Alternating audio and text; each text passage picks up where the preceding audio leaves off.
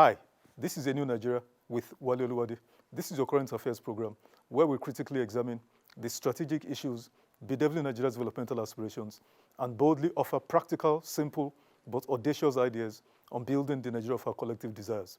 On today's episode of the program, we'll be taking a deep dive into the global agric business and try to get an understanding, of why Nigeria is grappling with food insecurity. Recently, we saw Nigerians attacking food conveying trucks. Nigerians are hungry. We're having serious challenges with feeding ourselves as a nation. And we need to understand, why is this even possible with the array, of natural resources, arable land, the human resources that God has endowed Nigeria with. We'd also take a comparison with a different country that is not in any way or shape or form as blessed naturally or in terms of human beings, with Nigeria. I have a guest today. So we'll take this short break, and when I return, we'll get right into the conversation. Please stay with me.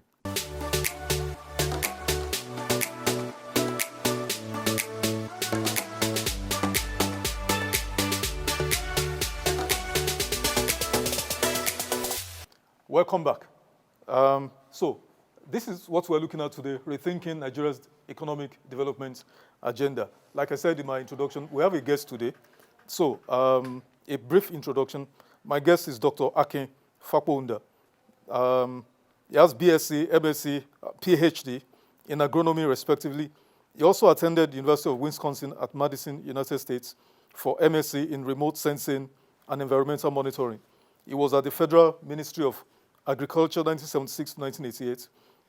Also the Raw Materials Research and Development Council, 1989 to 91, and was the Director of Planning Research and Data Bank at the National Agricultural Land Development Authority, NALDA, from 92 to 1999. In December 2000, he voluntarily retired as the Director of Space Science Office.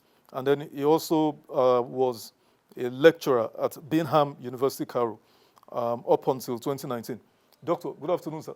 Good afternoon. Nice to have you on the program. Good afternoon, Guias. Okay, so we'll get right into the presentation. There are three strategic decisions I think we need to make as a nation. Number one, adjusting the Federation Accounts Allocation Committee. This was the creation of the Decree 49 of 1989. Later, Revenue Mobilization Allocation and Federation, Fiscal Commission, 1999 Constitution, Section 153, subsection 1. It is a complex revenue sharing formula hinged on the collection of the entire earnings of the Federation into a common revenue pool, and from which it is shared to the respective federating units in the following formula. The federal government gets 52.68, states get 26.72, local governments get 20.60. That's 100%. There's an additional 13% so-called derivation for oil-producing states. Now, what is the decision here? I said adjusting FAC, meaning an urgent need for a constitutional amendment to mandate 30% savings from federation revenues. This shall be increased biannually at the rate of 10%. That means in 14 years, there will be no more FAC to be shared to anybody. And why is that important? Until there was FAC, when we had 3 regions initially, later on the Midwest was created, that was making four regions. The regions were self-reliant and economically viable from 1954 to 1966 when the military struck. But even then, until 79, under Generals Gawan and Obasanjo and Muritala, the nation was still productive. However, Nigeria's economic industrialization took a massive nosedive from the period since the inception of the FAC. So this Federation Accounts Allocation Committee is the reason why the governors are indolent, no initiative. That is the reason why we cannot feed ourselves. We're not producing anything. We're an import-dependent economy. And this FAC has got to go. Number 2 decision we need to take, we need to resolve the power debacle. Number 1, unbundle the Transmission Company of Nigeria. I know the Electricity Act of last year has ceded devolved electricity generation, distribution, and transmission to states and pretty much anybody. But we still have this behemoth called Transmission Company of Nigeria. And it's the thinking behind the creation is the same thinking behind NEPA NITEL, INEC, and Nigerian Police Force that has not worked, that has not fulfilled any of the objectives of all these agencies. So we need to scrap this TCN, and wherever the cables run all over Nigeria, states, local government, let them take them over. Number two, scrap the Rural Electrification Agency. I think last week or so, that agency was embroiled in some level of corruption. And I thought that should be a signal to the president to scrap it, but he still reappointed a new set of people rather than scrapping it, because what is the role of states and local governments if you have an agency sitting in Abuja saying they are generating or distributing power in the rural areas of Nigeria? It doesn't make sense. The third one is to declare an emergency in the power sector. I think all of us Nigerians have come to realize now that what we have done so far in that sector does not make any sense.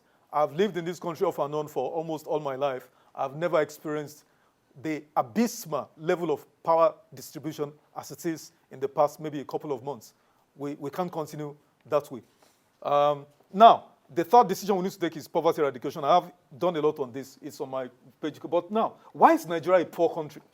I'm running because we have pretty much to cover, so I'm running through this before I bring in Doctor. Nigeria is a poor country because of an incompetent, egregiously incompetent and visionless political leadership. Now, when I say that, it sounds harsh, but it's got to be harsh. Because look at this blessed country. Everything that it takes to be a great country is available, except for the right kinds of leadership. We are saddled with a leadership that is venal, craven, self-absorbed, self-conceited, can't see beyond, their horizon, cannot see beyond, the purchase of vehicles, personal houses, and their bank balances. That's all they care about. So that political leadership is part of the reason why this country is the way it is. You'll see it shortly. Number two reason why Nigeria is poor, corruption with impunity. The kinds of corruption, that takes 90% of whatever is budgeted for housing, for Medicare, for education. The kind of corruption, that feeds fat when the people are going to bed hungry. That's the kind of corruption we're talking about. Now, we used to promote mediocrity, but we've graduated from promoting mediocrity to celebrating mediocres. We have padded our government institutions with mediocres, and we celebrate them, and then we expect the country to make progress. Another reason is the lack of patriotism. The final reason is failure of the intellectual class. I could say a lot of this, but that is for another day. I grew up in an era when the likes of Professor Ayodele Awojobi, Chief Gane Fawemi, Professor Claude Ake, Professor Wole Soyinka, Professor Sam Aluko, these were avatars, intellectual giants, who critiqued military governments to a standstill. But now what do we have? We bring intellectuals, what they are doing is auditioning, for roles, for politicians to see them and give them appointments. And nobody is saying the truth to those in government. Even the media is responsible, but that's another debate for another day. Now, Doctor, sorry to have kept you standing. Yes. So you are the expert on agronomy. Yeah. So I believe there should be two philosophical agendas for Nigeria. Number one, we need to attain economic self-sufficiency. When I spoke about politicians, somebody would have said, why are you so hard? But there's no philosophical idea driving whatever we do in terms of governance for the people.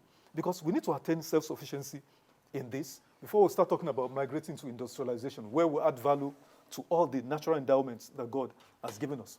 But we've not been able to do anything for years. Look at energy. I just talked about it, about the power situation. Look at insecurity. Our children are being, if we're talking about having, primary, secondary school access, but then children go to school, they're being kidnapped in their hundreds. How do we make progress in that way? Doctor, can you speak to this briefly, sir? Basically, all these are like levels in maybe 30, 40-story building. But the foundation is not existing. Exactly, sir.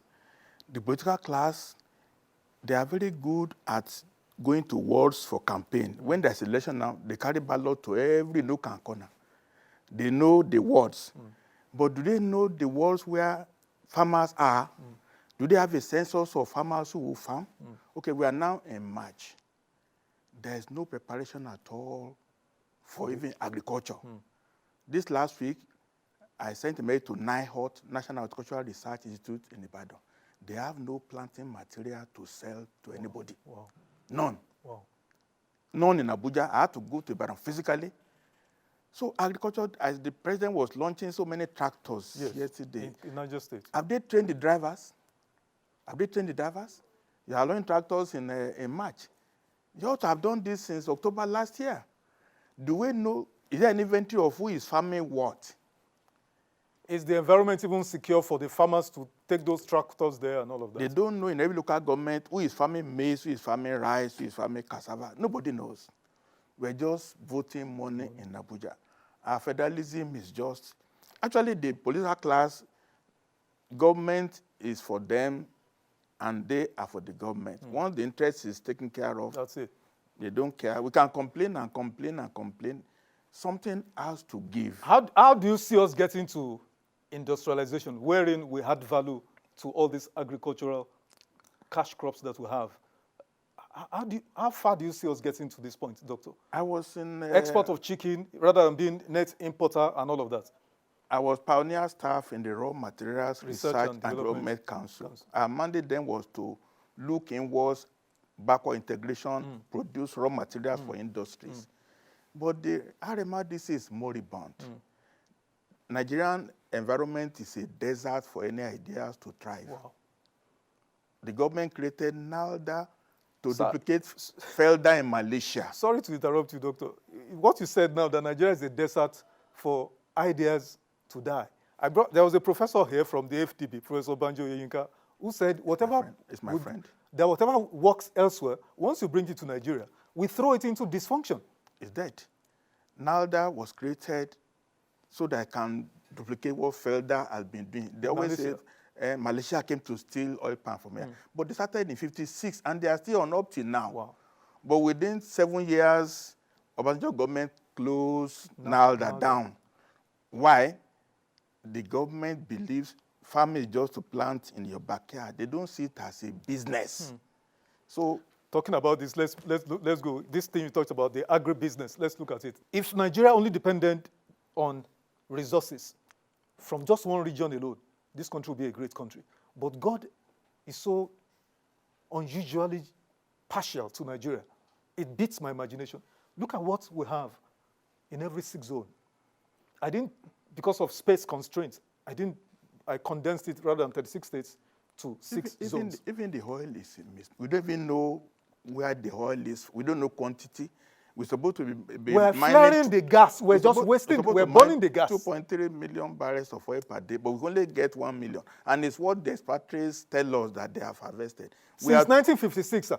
We are too lazy to even go and meter to know how many barrels now, are that is the reason why I said, until we stop that fact, Professor Olusoyinka a couple of weeks ago said, let the states die if the humanity will live.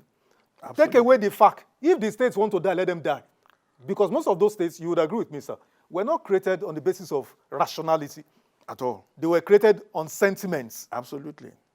Absolutely. I was in a forum where I talked to the governor of Osun State. You are doing pilgrimage to Abuja to steal resources from Niger Delta. You don't even know where it is from. The Yoruba part of Nigeria is not sustainable. They can't pay salaries if FARC is taken out. Unbelievable. So the same Southwest that Chief Obafemi built the first skyscraper, sent people to school and all of that. We are not sustainable. Sir, doctor, look at this. This is coastline, 850 kilometers of coastline with the Atlantic Ocean. From Ogun State, Lagos State, Ondo State, Edo, Delta, Bayelsa, Rivers. You know, I always wonder. Cross River, Akwa Ibom. I always wonder, sir. Fisheries industries are almost $400 billion US. Forget that. From Badagry to Calabar, we're supposed to have cruise ships on the excursion. Exactly. We'll be making tourism. Money. Tourism, just by global tourism industry.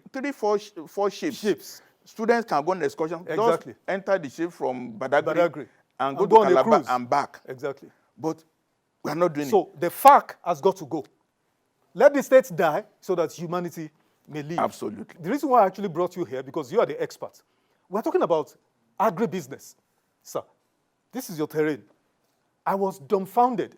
I was in awe when I saw the market size of wheat, rice, cocoa. From Ukraine, wheat from Ukraine. Even And we're even- getting donation, gifts. Ukraine that is at war, being bombed. that is being bombed daily. on a daily basis. They are still able to produce wheat in now. Before we run ahead, look at the global market of wheat. Look at the global market of rice. Look at the global market of cocoa. Something struck me about cocoa. Ivory Coast and Ghana, Cameroon, Ecuador, they are the largest producers. Nigeria is down. Nigeria is way behind those who are exporting cocoa. Now, while we are earning $500 million from cocoa, Ivory Coast earns 3.3 billion. Ghana earned 1.0 billion from cocoa. Sir, we're a net importer of almost everything. Apart from cocoa Palm oil. and cassava. And how much are we earning from this? Because the cassava we're exporting, when I dug deeper, it was basically the gari and the fufu we're exporting to our kinsmen And in UK, and the America. gari of Nigeria is not good in UK. Because And I it's not- hear it's not Indians dry and enough. China are doing gari now. Gari of Ghana is better than gari of Nigeria in UK. People they buy gari from Ghana because it's well produced, well processed. The Nigerian version will get moldy because it's not dry fully. Exactly. So we are just not. And it's not well packaged. We're just marooned. Doctor, as a nation. look at money. Look at money here. It's mind-boggling. Doctor, look at this. I knew this. That's why I retired from government. Year 2000. I was just frustrated. I was just 47 years retired from government because all efforts to move from Ministry of Agri to raw materials to NALDA were frustrated. In my father's house in Ibadan, doctor, we used to have sugarcane, planting, growing wild just by itself. And you harvest it. And this is the sugar industry. Sugar from sugar beets or sugar cane. Look at it, Nigeria is nowhere. But we're importing 1.8 billion of sugar.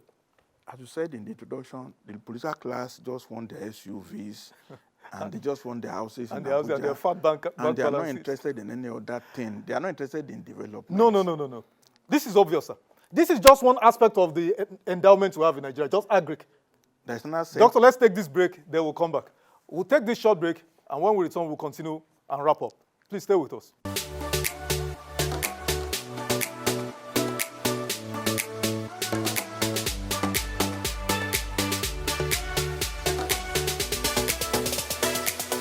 Welcome back. Doctor, what do you have to say before we close this particular slide? What can you speak to this? Well, anybody who has a little brain will just know the opportunity cost of our failure.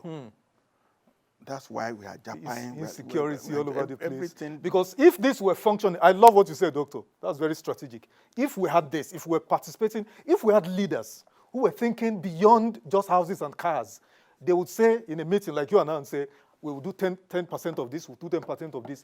And then we'll put this land that God has given us to use, we'll put our youth to use. Absolutely. And there will be no room for insecurity. There will be no room for Nigerian youths attacking trucks, food trucks, going to bed hungry. Malnutrition is killing our children. The surprising thing is that all these programs are being tried out. There was wheat program under Bangida now. We tried one program for 2-3 years. We abandoned We it. steal the money and then we abandon it. There's Fadama program is abandoned. There's Under Buhari, we started rice. But doctor, look at rice. We're still a net importer of rice because we still cannot meet local consumption, least of all exports. So we are not focused as a society on any Anything. issue. Any small thing like children buying toys. Once you get the toy, if it's expired, then you throw it away. You get another one. That is the reason why this oil money must be stopped. Absolutely. We need to be be stopped. really poor. We need to stop. We need to stop it. So that if the states need to die, let them die. So that we have people like yourself, myself, and others who are ready to provide, transformational leadership. Real leadership can take the reins of government. Let's look at this case study briefly, doctor. This is South Korea. Under Japanese Japanese colony until 1945 when they got independence. In terms of manufacturing, they are number 7. They are number 6 top 10 manufacturing countries. Sir, this is what beats me. They got independence in 1945 from Japan. We got 1960. The land size, South Korea is just 100,000 square kilometers. Nigeria is 9 times the size of South Korea. They are doing GDP 1.7 trillion. We are doing GDP 477 billion. Our own is fake even. It has crashed. As of 2024, it's about 300 and something now. Yeah. Now, their per capita income is 33,500. Ours is 2,200. Now, population 51.8. Our population is about 220 million. Apollonia is fake. Now, look at what they are producing in electricity. 53,000. We are struggling with 3,000 and 4,000 megawatts. Now, I'm not even sure we're up to 1,000 because there's no electricity again. So I had to go and buy this Abebe fan a week ago in the traffic because that's where we've gotten to. Generator is dead, inverter is dead, and there's no lights. It's terrible. Now, sir, look at manufacturing, 25%. Export value, 42%. That's export value to their GDP is 42%. That's value of foreign trade of GDP, 70%. Now, highest contributor to their GDP, services industry, 58%, industries, 31%. They build ships, they build Samsung. They build Absolutely. Now, that's where we're coming to, sir. So, a leader, General Park GA, sat down after the Japanese left and said, how do we build this economy? And they said, there are these families, let's give them money, the Shebo. So the government funded them and said, we need to compete in the global arena. So look at Samsung, sir, producing 300. In this studio, there are products of Samsung. In your home, in my home, there are phones, my phone is Samsung. iron, television, air conditioners, Phones, Samsung, the biologics. Now, LG is here. Hyundai is here. Hyundai and Kia are the same company, producing vehicles, producing all sort of things. Look at all these companies. Look at now. Why did I bring this? Of the total GDP of South Korea, these companies, private companies, contribute almost $948 billion. Dollars. Exports, manufacturing. The challenge is that, all this thing is that, all this one, we are the converted. There's a war between us and the political class. Last 2 weeks, I was a place where I spoke to the governor of Osun State. I volunteered to come and talk to him. They're not interested. They're not coming up to now. They're not interested. They're not coming. They're not interested. So all we are saying now, they're not we interested. know, but the political Next slide. class are I want not you to see interested. this, sir. I want you to see this. Because this is a case study, but let me show you how it can work in Nigeria. Sir, this is Dangote Group. The complaint. One company by one man, an individual, producing all of this, manufacturing. I respect him, honestly. No, a great night. Even though and that's the funny thing, some Nigerians will celebrate politicians. I have friends who criticize Dangote, call him all sort of unprintable names. No. I'm sure you don't sleep 3 a.m. every day. Now, to run all this this is the behemoth of the group, the refinery at 20 billion. This is cement. On the stock exchange is valued at 13 trillion naira, converted maybe 8 billion. Then the sugar, 5 billion. So I reckon that if you total everything, Dangote, the valuation will be maybe $50 billion. It's Nigeria now. It's now, Nigeria like the South Koreans, if as Nigerians, this is the Dangote group and all of that, I said our national strategic objectives, if we're leaders whose minds are working, our national strategic objective is to replicate Dangote, Bua, that's Bua Group, Innocent, Ibeto. Rather than patronizing Japanese, Toyota, all this, Ibeto and all these companies, so that if we make 50 billion worth Dangote, if we can replicate it 50 times, sir, in 10 years we already have 2.5 trillion GDP. But we cannot do it. Without electricity. No, not only that. See. And our value system is warped. We are different nations. Unless we go Scandinavian way. Denmark, Sweden, Finland, because we are just mixed That's too together. utopian, sir, because I think I'm an apostle of MSMEs incubation, but I've now been convinced, finally, by raw evidence that even if you have MSMEs clusters everywhere, you still need a big giant like Dangote to take over this, whatever those produce. And because, sir, where we need to be competing is in the global arena. Do you agree with me, sir? I agree with you. The foundation of Nigeria has to be negotiated. We just our values have different. Because let's face it, the Southeast people are not Southwest people. Southwest people are not Middle Belt people. Let everybody just live under the same umbrella, but let's have some autonomy. So that we have federation like the Switzerland. The best we had was in the 60s when there was competition. If there's no competition, you just die. Absolutely. But a guest of mine said this, but I also countered by saying, is it just about the system or about the quality of the leadership? You cannot emerge because you have to steal big money to get to Abuja. If I'm just a chairman of local government in Osun State, and I'm just satisfied with that. I agree with but to come to Abuja, the party have to run. I have to buy a form for 50 million because they have to have office in 36 states. Absolutely. So the party has to run with money corruptly taken from the politicians. But if you define so that I just run with posters in my local government, and the quality of your ideas. so I cannot run for anything under Doc. Nigerian system now. I cannot. I can definitely. So, Doc, I said conclusions. Number one, critical takeaways from South Korea economy. It relies on exports for its economic growth. Absolutely. It is a highly successful manufacturing economy. Right on the mark. It is a fully foreign trade dependent economy. Correct. It has an abundance of electricity to power its industrialization and Absolutely. ambitions. Absolutely. Its leading global exports are electronics, electrical machineries, and other related ships and all of that, other related products. Now, this is important, Doctor. It is a society with a zero tolerance for criminals and any form of corrupt practices by politicians and business persons. Even the clergy are not exempt. You commit Dr. suicide. Yonggi Cho You commit suicide. jailed. You commit suicide. You commit on Once your you are honor. accused. Exactly. Was not even tried. Exactly. You commit suicide. Exactly. Because your family honor is already been damaged. It's above every other thing. But here, No, that's why I said we celebrate mediocrity. FCC is your badge of honor. Exactly. FCC. Exactly. And finally, it relies on a highly skilled, well-motivated workforce trained by the state to drive its economic aspirations. Doctor, we'll come back to do this another, maybe now a couple of weeks. We're doing the same thing again. We'll look in depth. Absolutely. So I'm glad to be part of this. Thank you so much, Doctor, for coming. I really appreciate it. Thank you very much. Thank you for your time. Now, that's the program today. Subscribe to my YouTube channel so you can watch these particular videos and all the other videos that are there. Drop me a comment. I would love to hear from you. Now, remember, change requires action, and positive change requires positive action. I believe in a new Nigeria, and it is possible. Bye for now.